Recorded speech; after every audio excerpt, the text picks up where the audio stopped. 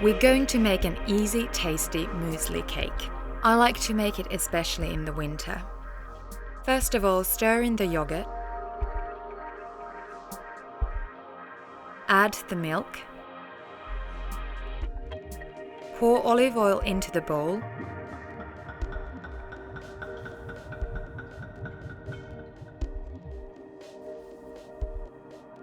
We've mixed the wet ingredients. Now we'll mix the dry ones. First, the muesli, wholemeal spelt flour, brown sugar. Next, ground bitter orange peel and cloves.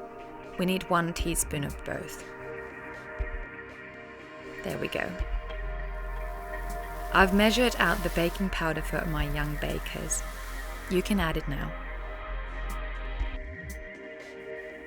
There are no eggs in this recipe.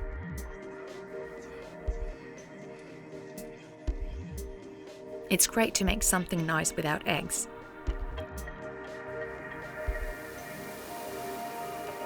Oops, that's all right. This is made with whole grain flour and muesli. It's both delicious and healthy. Then bake it in the oven.